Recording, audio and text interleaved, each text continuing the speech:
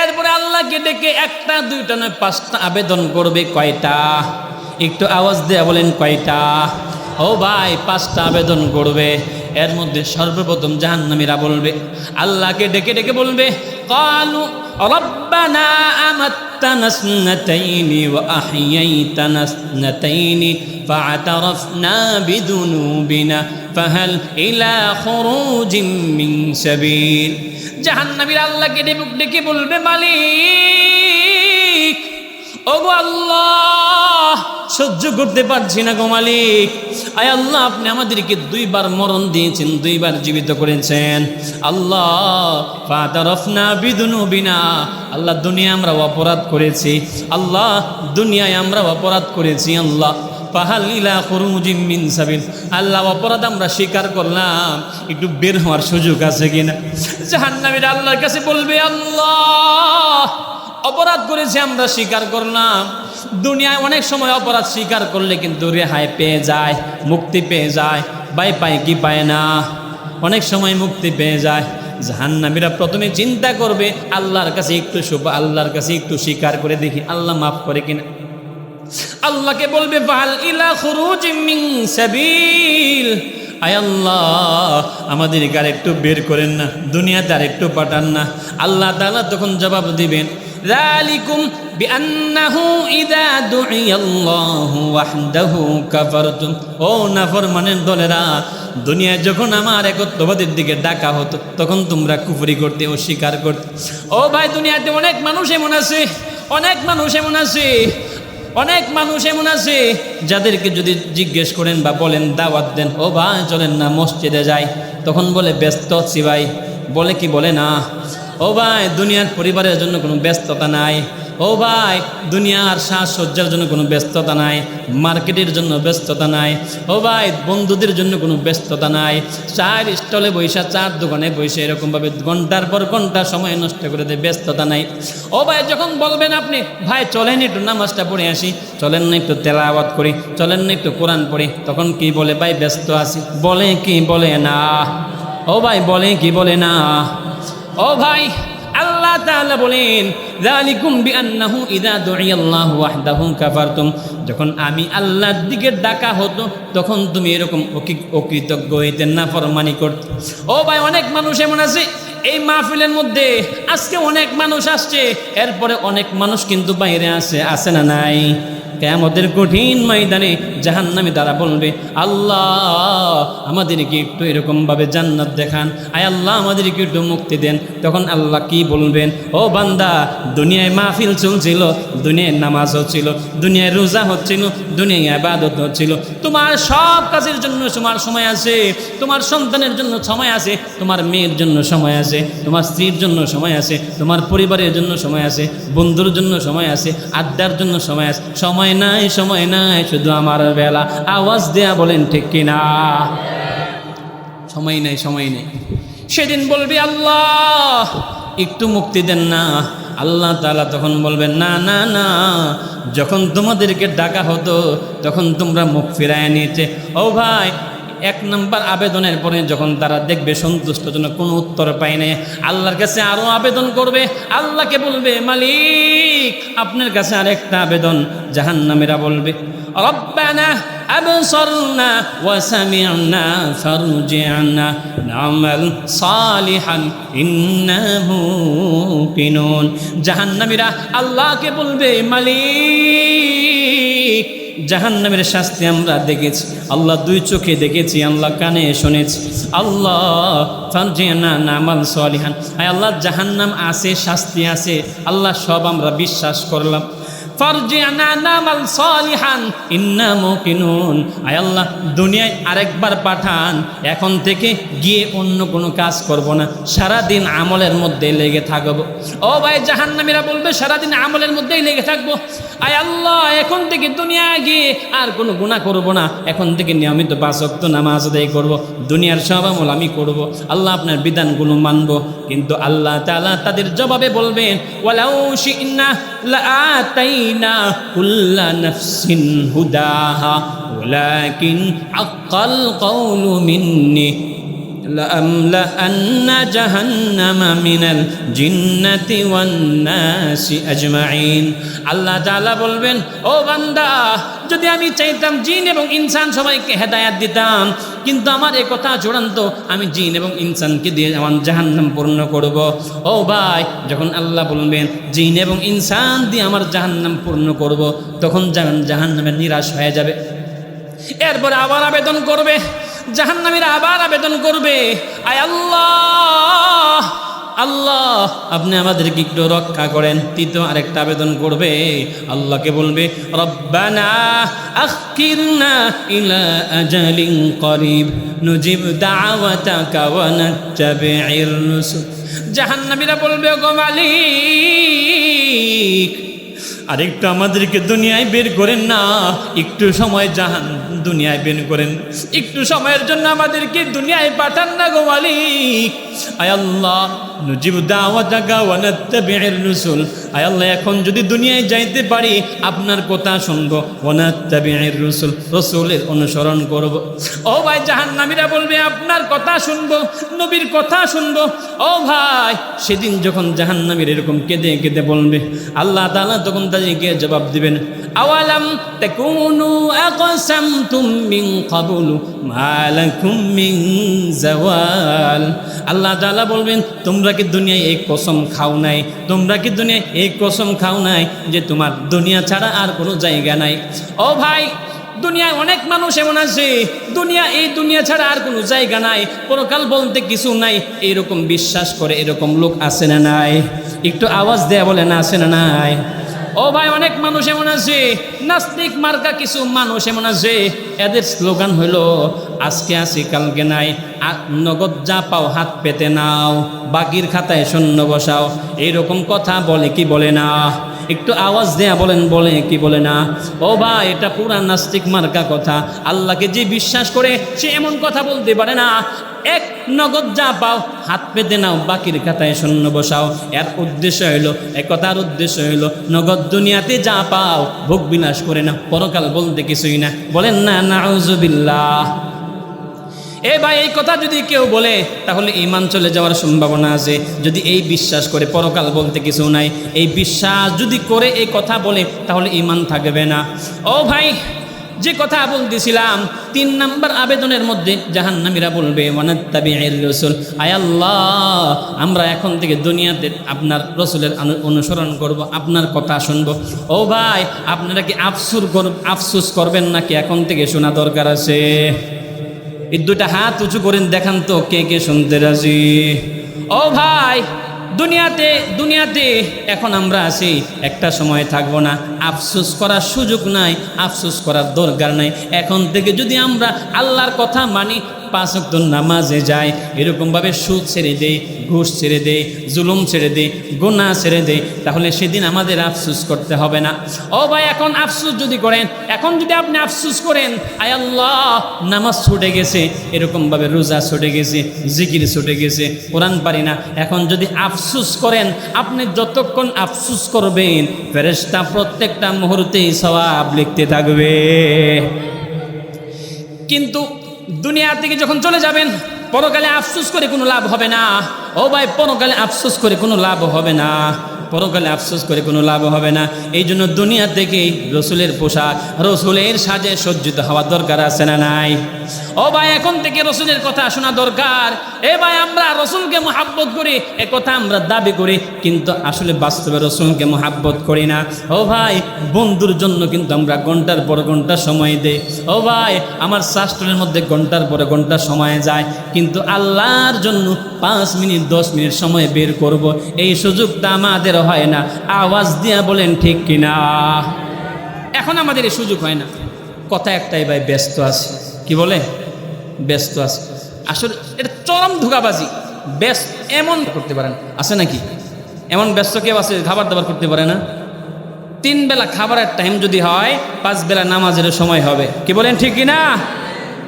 3 বেলা খাবারের টাইম যদি হয়, 5 বেলা নামাজেরও টাইম হবে। ভাইরা আমার, যে কথা আমি বলতেছিলাম, আমরা রসুলকে ভালোবাসি, এটা মুখে মুখে, অন্তরে না। অথচ সাহাবা একরাম রসুলকে কেমন ভালোবাসতেন, একটা ঘটনা শুনবেন।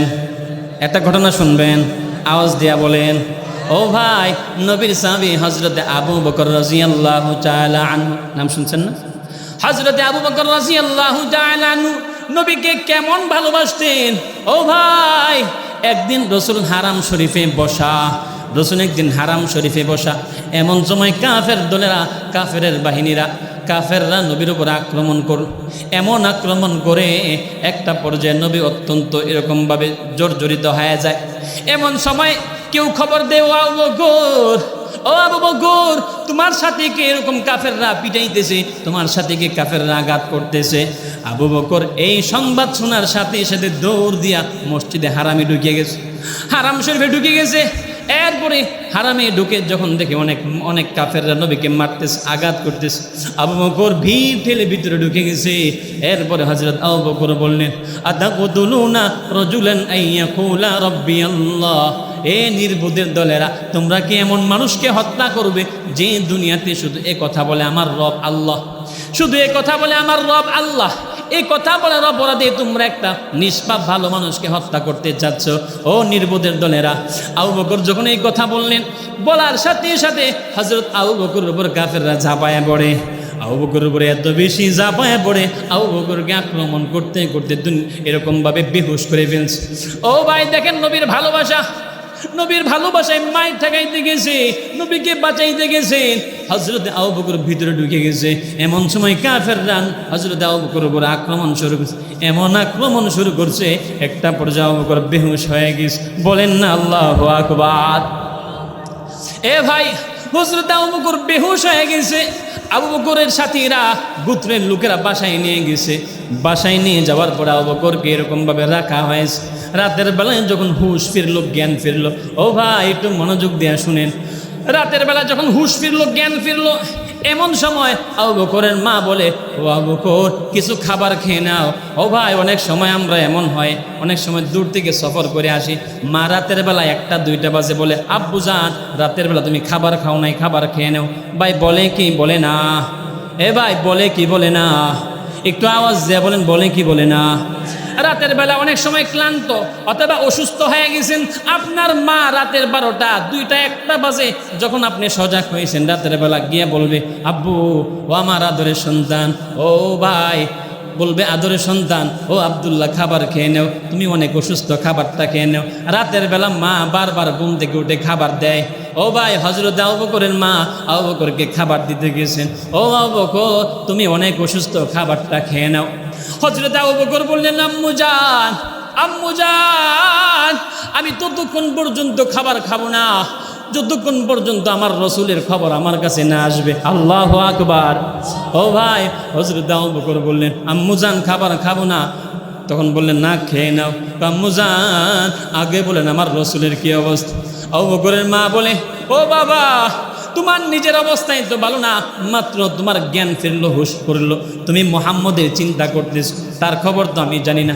হযরত আবু বকর বললেন, ও মা, যতক্ষণ আমার প্রিয় মুহাম্মদ রাসূলুল্লাহ সাল্লাল্লাহু আলাইহি ওয়াসাল্লামের খবর না পাবো, যতক্ষণ রসুলের খবর না পাবো, ততক্ষণ পর্যন্ত আমার মুখে কোনো লুকমা যাবে না, কোনো খাবার যাবে না গো মা। ও মা, তুমি যাও, আমাকে উম্মে জামিলের কাছে নিয়ে যাও। হযরত আবু বকরকে উম্মে জামিলের কাছে নিয়ে যাওয়া হয়। উম্মে জামিলের কাছে যখন নিয়ে যাওয়ার পরে উম্মে জামিলের মাধ্যমে সংবাদ পাইল রসুল এখানে আছে, অবস্থান করতেছে, রসুল নিরাপদে আছে। এমন সময় রসুলের সামনে আবু বকর চলে গেলেন। ও ভাই, খেয়াল করে শুনেন, হযরত আবু বকর রসুলের সামনে চলে গেছে। রসুলের সামনে গিয়ে হযরত আবু বকর রসুলের কপালে এরকমভাবে কপালে চুমু খেয়েছে। আল্লাহু আকবার। রসুলের কপালে চুমু খাইতেছিলেন। ও ভাই, নিজে অনেক অসুস্থ, মা কি নিয়ে গেছেন। রসুলের প্রতি মহাব্বত, কেমন মহাব্বত, রসুলকে দেখার পরে দৌড়ায় গিয়ে রসুলের কপালে চুমু খাইছে। মুফাসসিরিন লেখেন, মুহাদ্দিসিন লেখেন, হযরত আবু বকর যখন নবীকে চুমা খাইলেন, হযরত আবু বকর যখন চুমা খাইলেন, আবু বকর চুমু খাওয়ার সাথে সাথে বাকি যত সাহাবী ছিল সব সাহাবী আবু বকরের শরীরে চুমাইতে শুরু করলো। এই ছিল নবীর মহাব্বত। নিজের জান চলতেছে না, খবর নেই আমার নবী কেমন আছে। ভাইয়েরা আমার, সেই নবী এখনো আছে না নাই? একটু আওয়াজ দিয়ে বলেন, আছে না নাই? আছে। কোথায় আছে? কবরে আছে। ও ভাই, নবীর কিন্তু মরে নাই, নবী কবরে এখনো জীবিত, নবীর কবর এখনো শুয়া উম্মতের জন্য কান্না করতেছে। ও ভাই, নবী দুনিয়াতে উম্মতের জন্য কান্না করেছে, কেমন কান্না করেছে একটু শুনবেন। এ ভাই, একটু শুনতে রাজি আছেন তো? নবীজি অনেক বেশি উম্মতের জন্য কান্না করেছেন। ও ভাই, নবীজি এত পরিমাণ কান্না করেছেন, উম্মতের চিন্তায় নবীজি পেরেশান, রাতের বেলা ঘুমাইতে পারেন না উম্মতের চিন্তায়। ও ভাই, অনেকগুলো বর্ণনা আছে। আম্মা জান আয়েশা বলেন, একদিন রাতের বেলা রাসূল আমার পাশে শোয়া। ও ভাই, রাতের বেলা নবীজি আমার পাশে শোয়া। আম্মা জান বলতেছেন, হঠাৎ দেখি নবীজি কাছে নাই, কোথায় গেলেন? আম্মা জান আয়েশা বলেন, আমি অন্য স্ত্রীর কাছে খুঁজতে গেলাম, দেখি কোথাও নবীজি নাই, নবীজি কোথাও নাই। নবীজি জান্নাতুল বাকি, আপনারা অনেকেই চিনেন, জান্নাতুল বাকি হলো মদিনার একটা কবরস্থান। ও ভাই, নবীজি জান্নাতুল বাকিতে চলে গেলেন। ও ভাই, আমাদের দেশে আছে, আমাদের এই গ্রামে অনেক জায়গায় ঝুপড়ি আছে না নাই? আমরা কি বলি ঝুপড়ি, আমরা কি বলি জার বলি, বাঁশের জার, বিভিন্ন জার বলি। ও ভাই, নবীজি ঝুপড়ির মাঝে বৈশা, ও ভাই, গাছগাছালি ঝুপড়ির মাঝে বৈশা নবীজি দুইটা হাত উপরে উঠাইয়া দিয়েছেন, এরপরে কাঁদতেছেন, আল্লাহুম্মা উম্মতি, আল্লাহুম্মা উম্মতি, আল্লাহুম্মা উম্মতি। আয় আল্লাহ, কিয়ামতের কঠিন ময়দানে আমার উম্মতের কি অবস্থা হবে? কিয়ামতের কঠিন ময়দান আমার উম্মতের কি অবস্থা হবে? রাসূল কান্না করতেছেন। ও ভাই, আরামের ঘুম হারাম কইরা অনেক বেলায় অনেক সময় আমাদেরকে রাতের 2টা-3টা বাজে ফোন দেয়, তখন আমরা ফোন রিসিভ করি না, জানা নাই কোন কি জন্য জানি এরকম আমাদেরকে তলব করছে। ও ভাই, আম্মা জান আয়েশা বলেন, রাসূল রাতের বেলা কান্না করেছেন, আমার পাশে বিছানা এত পরিমাণ ভিজে গেছে। আম্মা জান আয়েশা বলেন, ও ভাই, খেয়াল করে শুনেন, আম্মা জান আয়েশা বলেন, আমার বিছানা এত পরিমাণ ভিজে গেছে, মনে হয় কেউ কলসি ঢেলে দিস। আম্মা জান আয়েশা বলেন, সেদিন রাতে আমার ঘরের মধ্যে পানি রাখার মতো কিছু ছিল না, পানি রাখার মতো কোনো পাত্র ছিল না, সম্পূর্ণ পুরা পানিটাই উম্মতের জন্য নবীজি কান্না করে ভিজিয়েছে। বলেন না আল্লাহু আকবার। ভাইরা আমার, যে কথা আমি বলতেছিলাম, জাহান্নামীরা 3টা আবেদন করবে, 3টা আবেদন করার পরে জাহান্নামীরা দেখবে কিছুই হয় না। 4 নম্বর আবেদন করবে, তারা বলবে, রব্বানা আখরিজনা না'মাল সালিহান গায়রাল্লাযী কুন্না না'মাল। জাহান্নামীরা আল্লাহকে বলবে, গো মালিক, ও গো আল্লাহ, আয় আল্লাহ, দুনিয়াতে আমাদেরকে আর একটু পাঠান না, এখন দুনিয়ায় গিয়ে আগে যা করতাম এখন আর করব না। ও আল্লাহ, আগে সুদ খাইতাম এখন আর খাইব না, আগে ঘুষ খাইতাম এখন আর খাবো না, আগে গান শুনতাম এখন আর শুনবো না, আগে গীবত করতাম এখন আর করব না। জাহান্নামীরা আল্লাহকে বলবে, মালিক, আগে যে খারাপ কাজ করেছি এখন আর কিছুই করব না।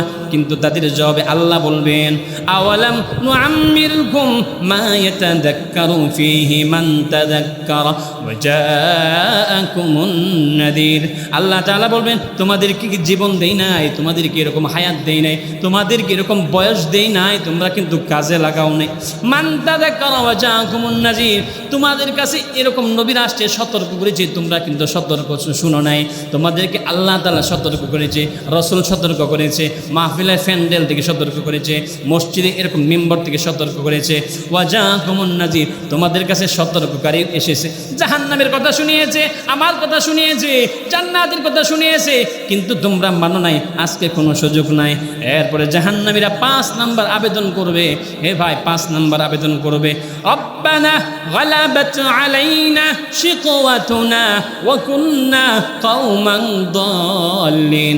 জাহান্নামীরা বলবে, আয় আল্লাহ, সবই ঠিক আছে, আল্লাহ আমাদের দুর্ভাগ্য, আয় আল্লাহ আমরা দুর্ভাগা, আমাদের হতভাগা চেপে বস, আল্লাহ আমাদের দুর্ভাগ্য, আল্লাহ আমরা কপাল বুড়া, ও কুন্না কওমান দাল্লিন, আয় আল্লাহ আমরা বিভ্রান্ত ছিলাম।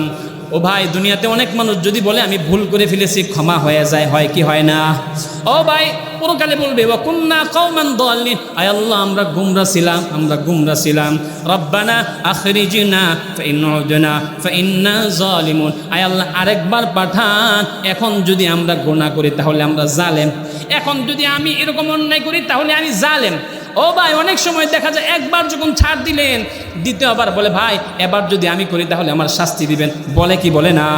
দুনিয়ায় অনেক সময় বলে কি বলে না? ও ভাই, জাহান্নামের সর্বশেষ বলবে, আল্লাহ এখন যদি গুনাহ করি তাহলে আমরা জালেম হিসাবে সাব্যস্ত হবে। কিন্তু আল্লাহ তাআলা সর্বশেষ কথা তাদেরকে জানিয়ে দিবেন, ইখসাউ ফিহা ওয়ালা তুকাল্লিমুন إنه كان فريق من عباده يقولون ربنا آمنا فاغفر لنا وارحمنا وأنت خير الراحمين আল্লাহ তাআলা সর্বশেষ কথা তাদেরকে বলবেন, ইখসাউ ফিহা, ও অপরাধীরা, ইখসাউ ফিহা, লাঞ্ছিত, অপদস্থ, অপমানিত অবস্থায় এখানে পড়ে থাকবে। ওয়ালা তুকাল্লিমুন, লজ্জা হয় না, আজকে কোনো কথা বলবে না। নাউজুবিল্লাহ পড়ে বলবে আর কোনো আবেদনের সুযোগ নেই। তো ভাই, এতক্ষণ আলোচনার মাধ্যমে আমরা জানতে পারলাম জাহান্নামের ভয়াবহ শাস্তির কথা যে আলোচনা করা হয়েছে। আল্লাহ তাআলা এর উপরে আমল করার তৌফিক দান করুন। সকলে বলি আমিন।